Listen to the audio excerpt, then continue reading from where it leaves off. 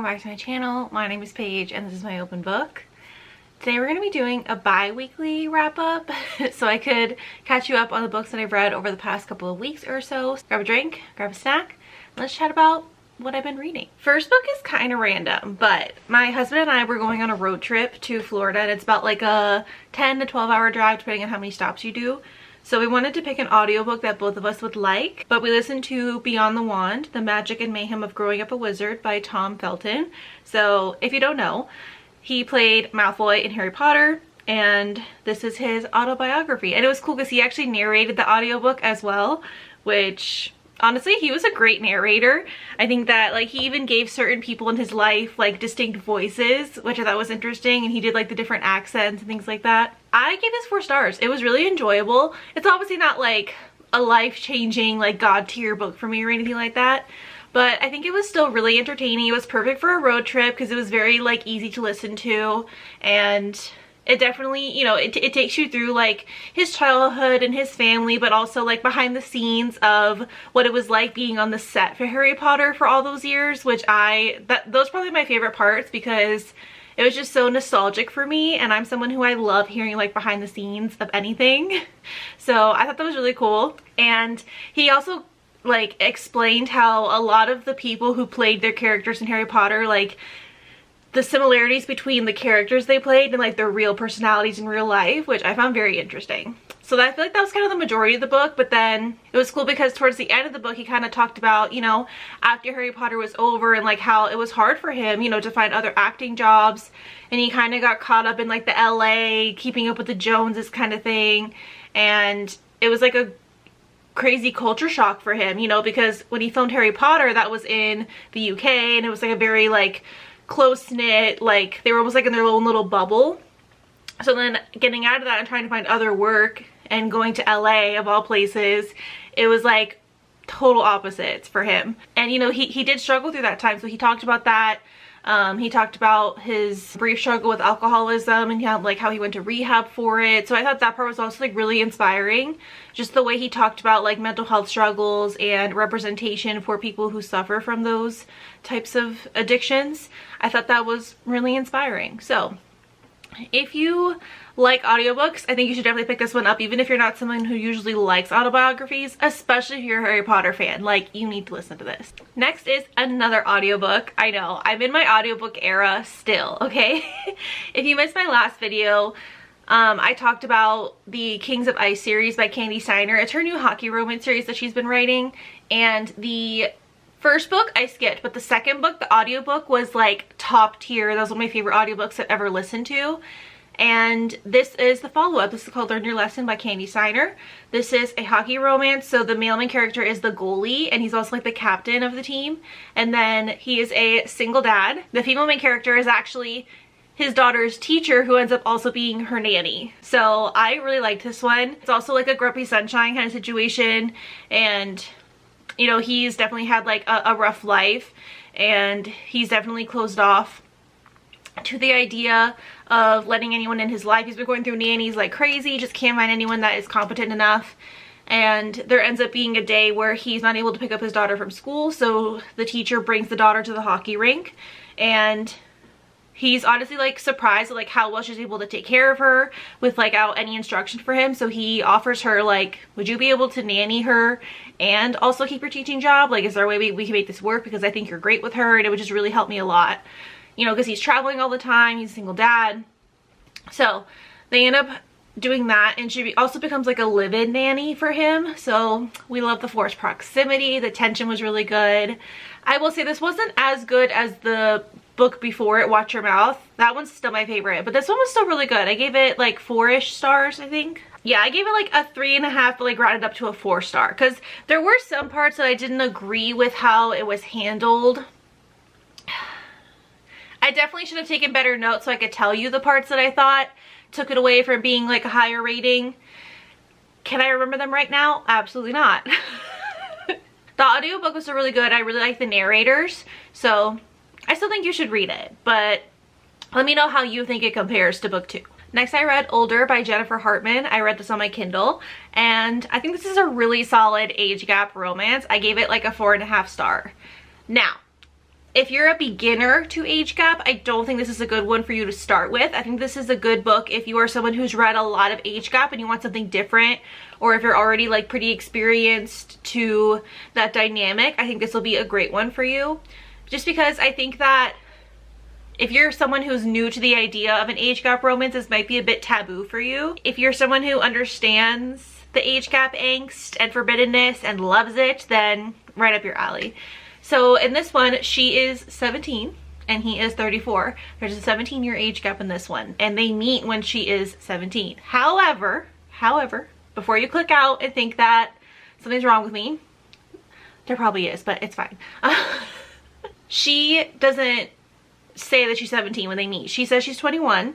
And the other kind of forbidden aspect here is that he is the father to her best friend, but they don't know that because they never met before. She's still kind of new in her friendship with this other girl, so she hasn't met the girl's parents yet. So she doesn't know that, and he doesn't know that she's 17. So it's, when they meet, they don't know about the age gap and they don't know about the connection they have. So they instantly have like this spark, and you can really tell like from their personalities and the way they interact with each other, like they're definitely kindred spirits. Like there's something about these two, like you feel like they're just like magnets and they're just like drawn to each other. I don't know how to explain it, but the way Jennifer Hartman writes is beautiful. I haven't read anything by her yet. This is my first one, and I'm so glad that I read this. I have been hesitant to read some of her other books because some of them seem very intense to me.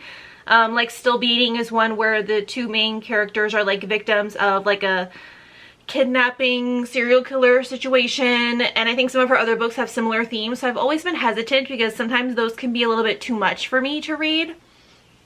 But I feel like this was perfect because I could see her writing style and it was so beautiful. Like, I don't think I've highlighted a book this much in a really long time. There were just so many passages that I highlighted just because she was very like poetic and lyrical in her writing, and it was just a breath of fresh air. You know, I feel like nowadays, especially with something like age gap, right? Like I think a lot of authors will rely on that to be like a gimmick and that will like sell their story better, but she did not hold back. Like she still packed this story full of great one-liners and great passages, and just like the perspective that she gives in this book I think is really, really refreshing. So again, if you're an age gap lover, you need to read this immediately if you haven't already, because this is just beautiful. Now, if you're still kind of hesitant and you're like, oh, I don't know if I can get over that age gap, just trust me. They don't actually get together until like a few years have passed. So it's not like anything illegal is going on. It's, you know, I think that Jennifer Hartman handled it really, really well. So if you're open-minded to the age gap, then you'll like it. I think what's also cool about this one too is that it's set in like the 90s, so there's a lot of like throwbacks in here to like the music at the time, the technology, like how people were using like AOL Instant Messenger in the 2000s. You know, I don't know, I thought that part was also pretty cute. Next up, the only physical book I read, I'm not gonna go grab it because I'm lazy, but I read A Flicker in the Dark by Stacey Willingham. This was my book club pick with Katie for the month of May. Now, we haven't been able to have the live show for May yet just because I was out of town, things were pretty chaotic. So in the month of June, we're gonna do a 2-for-1 and we're gonna talk about this book, which is our May thriller pick, and then we're also gonna talk about the romance pick that we're gonna read for the month of June, which is Letters to Molly by Devney Perry. So we're going to be having that on June 27th, I believe, which is the last Thursday of the month. And it's going to be at 7 p.m. Eastern time. So be sure you tune in. It's going to be on Katie's channel. I'm not going to give you my full thoughts on A Flicker in the Dark because we're going to talk about it in the live show. But just to give you a little bit of a premise of what it's about, it's a serial killer thriller mystery situation. Basically, when she was in like middle school-ish, high school age, like when she was like a preteen teenager, in her small town in Louisiana, there were teenage girls going missing, and they ended up arresting her father for the murders because she found evidence in her house. So obviously it talks about like what that was like for her. You know, it has the flashbacks to when she was at that age when all this stuff was going on, and then there ends up being some parallels in the modern day for her because now, 20 years later, she's a psychologist. She lives in like a bigger town in Louisiana. I believe it's Baton Rouge, if I'm not mistaken. And same thing, teenage girls start turning up missing.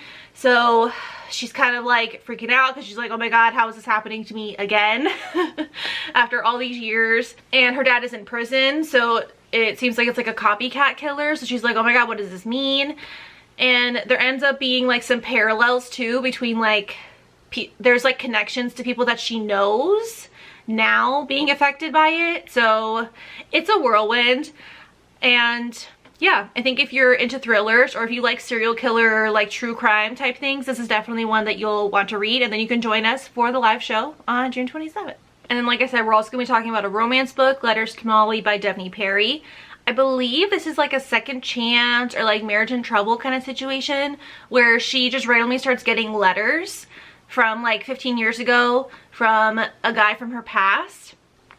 And she's getting the new letters now, like I think it's like every day or every week or something, a new letter just shows up in her mailbox. So she kind of has to like revisit the past. So I don't know much about it because I kind of want to go into it blind. But I really want to read something by Devney Perry. So this will be my first time reading something by her. And it just sounds really angsty and emotional and I'm here for it. Okay, next book I read, also on audio. Listen, I was out of town and this was just the easiest way for me to still get some reading in, okay? So I read Whispers of You by Catherine Cowles. This is another author that was on like my 2024 bucket list, if you will. When I did my 24 books I want to read in 2024 video, I talked about how I wanted to read books by Catherine Cowles and Devney Perry because I haven't read anything by them yet. So this was my first one from Catherine Cowles and I was pleasantly surprised. So this is part of her Lost and Found series and it kind of surrounds this terrible crime that happened in the small town when these main characters were like in high school. So it was a crime that affected the whole town. Like many people were injured, killed, or you know, threatened by this crime that happened. And this female main character, she was a direct victim of the crime that happened. So she's in high school, she is with her boyfriend, which is like they were like a friends to lover situation. So their families kind of grew up together and he was a couple years older, but then they always had a connection. So in high school, they're together, boyfriend, girlfriend. Well, this devastating crime happens to her and they just can't get past it. So even though she recovers physically from it, unfortunately the male main character ends up leaving the small town for years. They never keep in touch, they never reach out to each other. It's just like they totally he basically like wipes his hands of the small town. He doesn't want anything to do with it. So now it's years later, he has to come back to the small town because his dad is sick and he wants to help take care of things. And it's basically like a known thing in the small town that he left and like abandoned everybody. So everyone in the town is giving him such a hard time now that he's back. Like, oh, are you just gonna leave in 2 days? Like, no one trusts that he's gonna stick around this time. But I think coming back to the small town really gives him perspective, and obviously it just reminds him of how much he misses her and what they had back in high school. So this is a great one. This has great found family vibes as well, perfect for small town people. And again, if you love like kind of like a true crime kind of twist to it, because it says a romantic suspense as well. So for me, this was really great. I loved the plot twist at the end. And I also loved the way that Catherine Cowles wrote her characters, and the audiobook also like really elevated it in my opinion. These are two of my favorite narrators. They narrate a lot of A.L. Jackson's books, Andy Arndt and Zachary Weber. They're some of my favorite narrators because I just love the way that they are able to give like the small town vibes. I don't know how to describe it. If you listen to it, you'll know, you'll understand. But yeah, I'm excited to listen to the rest of the series on audio, because it definitely delivered, and now I understand the Catherine Cowles hype, okay? This is a 5-star read for me. Plus, we all know I love the second chance vibe, so like it was automatically a winner in my book. Okay, last book that I finished, another audiobook. I decided to go into a dark romance because it's been a while since I've read a dark romance, and I wanted to mix it up a little bit. So I picked up Hitched by Lauren Beale. This is narrated by Teddy Hamilton and Angelina Roca. Again, another example where I feel like if I didn't listen to this on audio, I wouldn't have liked it as much. The audiobook narrators really stepped it up, and I just loved the way they brought these characters to life. And I feel like it really conveyed the emotion much better than if I would have just read it like physically or on my Kindle or something. So this is a hitchhiker romance. The male main character, he has recently escaped prison. He's an escaped felon, and he's trying to hitch a ride so he can go down to Mexico to cross the border. And unfortunately, Selena is the one who pulls over and picks him up. Fortunately or unfortunately, depending on how you look at it, I guess. So ends up being where he thought it was just going to be a quick, you know, oh, I'll just make her drive me, maybe I'll even kill her if I have to, you know, just so I can get to where I need to go. Like, he's being very selfish, and he admits in this book, like, he's a sociopath. Like, he's not a good guy. This is not morally gray. Like, he is black. Like, this is dark, dark, dark, okay? We don't condone it in real life, but in a book, it's entertaining to listen to, at least. Reading this book was interesting because there ends up being a pretty strong emotional connection between these characters, and Selena is not the kind of character you think she's gonna be. You think she's just gonna be like a meek little, you know, like innocent little girl, just like, oh my god, I'm being kidnapped by this crazy man. But she ends up not being that way at all, and I think that's what really sold this book for me, just because I wasn't expecting her character to be the way that she was and to have the backstory that she did. So I think that really elevated it. To see Lex's character kind of start out like, I don't care about anybody else, it's all about me, I don't care like who I have to kill to get what I need, you know, like he's very like no emotions are involved in his thought process whatsoever. Like, he doesn't care about consequences, there's no guilt, right? But meeting Selena, like, he starts to kind of second guess his ways a little bit. So I thought it was very entertaining. I will give it that. It was a very quick audiobook. I think it's only like, yeah, it's 7 hours, but I listened on like 1.7 speed, so it was very quick, very entertaining. It did what it needed to do. It is mostly smut. It's not like there's a lot of like plot to this, really. It's basically just like they're on the run and they have sexual tension, and that's really the book. But like I said, it's also more than that at the same time. So this was very hard for me to rate. I landed on like a 3.5 star, like rounded up to a 4, because I had a good time, but it's not one of those that'll like stick with you. Like, it's not, you know, like a groundbreaking god tier kind of book by any means, but it was entertaining. So if you like dark romance, I think this is a good one to like mix it up. Again, I just haven't read a dark romance in a while, so I wanted like a heavy hitter. So I think this was the perfect thing for me to pick up at the time. But I also think if I was in a different headspace, I would have like DNF'd it. I don't know. This is definitely a polarizing topic, right? Like the whole hitchhiker, escaped felon, sociopath, right? Like, that's not an easy sell. You have to like really be interested in that kind of dynamic to find this interesting. So anyway, controversial, but I liked it. All right, that's gonna be it for today's video. Give this video a like and leave a comment down below telling me a book that you read recently, and be sure to hit that subscribe button so that you don't miss my future videos. Next, I'll be filming like a summer recommendations video, but then I'm also gonna be filming like my own summer TBR with books that I haven't read yet, so be on the lookout for those so we can get our beach reads ready. Summer is like a great reading season. I feel like that's when everyone kind of like finds their love of reading again. Summer is just, it's great. It's one of my favorite seasons. So I'll see you guys next time. Bye.